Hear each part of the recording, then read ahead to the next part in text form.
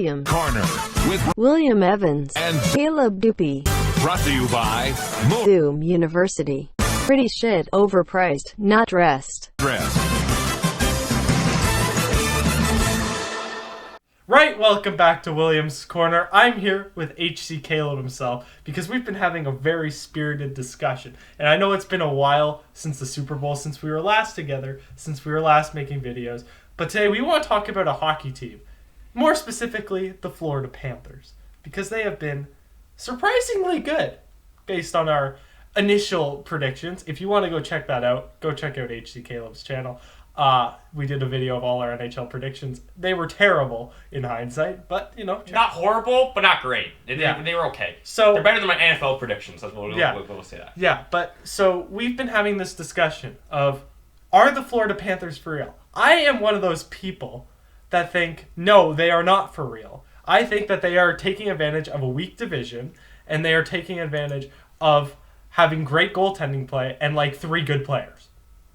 Caleb thinks that they are a legit contender. No. I don't think they're a legit contender, but I think they're that team that could surprise you where it's like, oh, it's like Dallas from last year. Or Carolina before. Well, yeah, but no, like Dallas where it's like, oh, this team wasn't supposed to be like this good, and then they go in the playoffs and they show how good they are. And it's hard. This is a very hard season just because you don't see them. You only see them in their divisional play, so it's hard. It's like the Leafs. Everybody's going to trash on the Leafs. They're going to say their division is god awful, and the Canadian division is the worst division in the National Hockey League.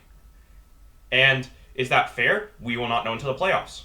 Yeah, it's a shame because we don't get to see those teams play each other. We don't get to see the matchups. But I think the big thing about Florida is how terrible they've been at building a roster. I think of two. They made some great free agent signings this year. They have. Yeah. But think about also what they've done. They traded away Vinny Trocheck, and they signed Bobrovsky.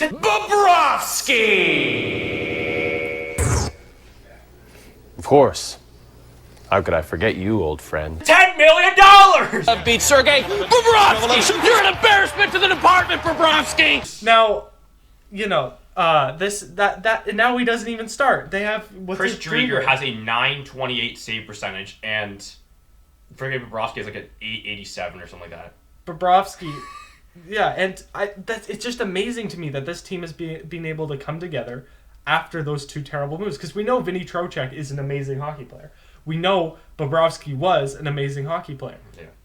But you have guys like Ekblad, who's really stepped up for the first time in his career. Keith Yandel, who's somehow still crack kicking. Vandenberg has been playing amazing for them from the Columbus Blue Jackets last year. He stepped it out from last year. Sasha Barkov, obviously, most underrated player. Duclair's been decent enough. Yeah, they made some good moves. Patrick Hornquist has been a pain in the Central Division match. I hate Patrick Hornquist. He just sits in front of your goalie and just pisses everybody off. Yeah, no. But this Florida Panthers team, we don't expect them to be good. That's the issue. I think this is the thing. I think Florida's going to finish 3rd because I just don't think they're on Carolina or they're on Tampa's level. They're just getting lucky because Dallas is playing like absolute dog water.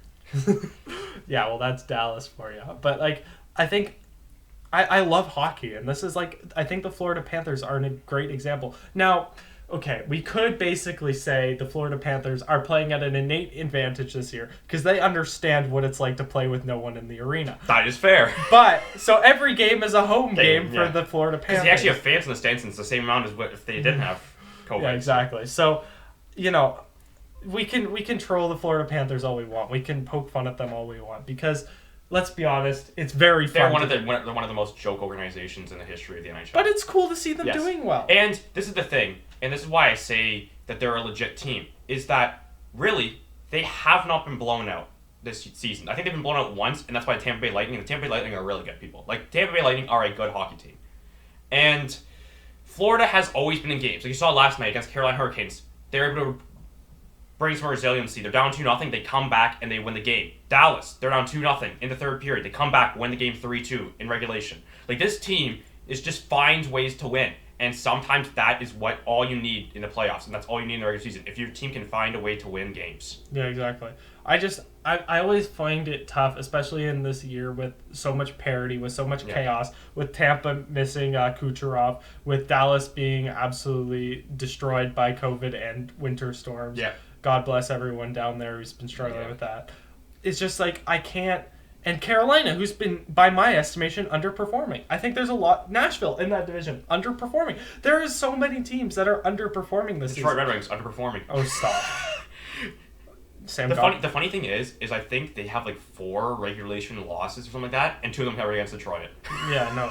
I think that one thing that this does, and let us know what you think in the comments, because, like, the reason we love hockey is because of the parity, is because teams can come out of nowhere. It's almost on the same level as the NFL in terms of how teams emerge, in terms of how teams grow, in terms of how teams develop.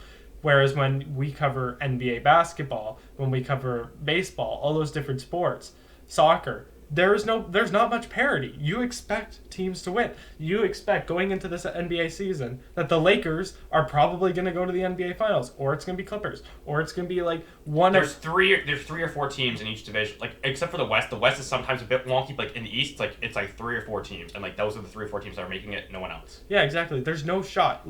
Miami last year was amazing because of how much of a shock it was to the NBA. It was a shock, but also they have good players. Like they have Jimmy Buckets, who's gonna hit shots, but they're not a super team. That's the thing. But then everyone expected the Lakers to make it to the finals. So I think that the Florida Panthers are a unique story in which no one expected them to be at the top of their division. I'm just gonna say they're not at the top of the division anymore, but they're close to it. And I've seen a lot of like YouTube videos of other people being like, "Yeah, I predicted Florida to be like 5th." Like they were that team where it's like, are they gonna make the playoffs? Like, are they? You just don't know. But their free agent signings, Duclair's been good, Vandenberg's been good. You got them on good contracts too. You got Hornquist has been playing good. Yeah. It's just like and Frankie Vetrano's actually been really, really good for that team. Like when you get some nice free agent signings and it works out for you, W. I'm excited to see what this happens. Obviously, being a Leafs fan, I haven't covered the Leafs in a while on this channel.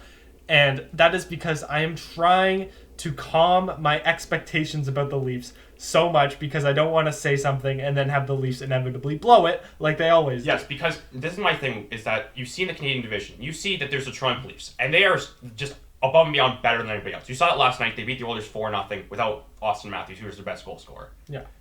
The Oilers and the Jets are probably the 2 best teams after that. And to me, the Jets are, if Connor Hardman plays really good, they're going to win.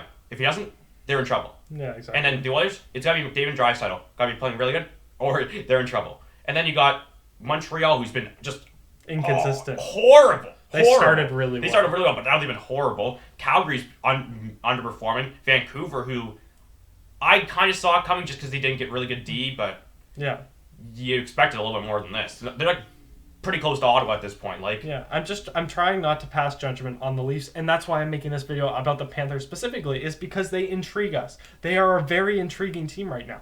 And there's other teams in the league that are really intriguing, specifically for being terrible in the case of the Buffalo Sabres. So like, or the Wild, they've been really good this season with Kirill Kaprizov, Matt Zuccarello. Yeah, they've been unbelievable. So let us know in the comments what you think about the Florida Panthers if you're a hockey fan. If not, give us another team to cover on Williams Corner. I'm gonna try and do these videos more often. Caleb and I are really busy with school at the moment. However, these videos don't take crazy long to make unless I'm editing them. And, these should be... I want to keep doing these videos. I want to keep analyzing these teams. And I think the Florida Panthers is a great way to start. And they're interesting. Yeah, the Florida Panthers, and I can say this. I've watched, you haven't watched Florida Panthers game. I haven't watched Florida Panthers game against Detroit, and they are painful. They just dominate in the third period. They just come out, and that is why they always come back and win games. Their third periods are unbelievable. They just come out, they dominate, they get shots. They're relentless. Anyway, thank you guys so much for watching. I do multiple videos a week. Go check out HC Caleb. He's been grinding that Raptors and Red Wings content. Well, except that the Raptors got damn COVID. Yeah, well, you have to make a video about that now. So go check out his channel for that. I'll leave a link in the description. Go help him out. He's been grinding way more than me, way more consistent. And he's pretty funny when when his teams lose, specifically when the Mr. Beyblade misses game-winning shots. So, please like, share, subscribe. Thank you guys so much for watching. This has been Williams Corner.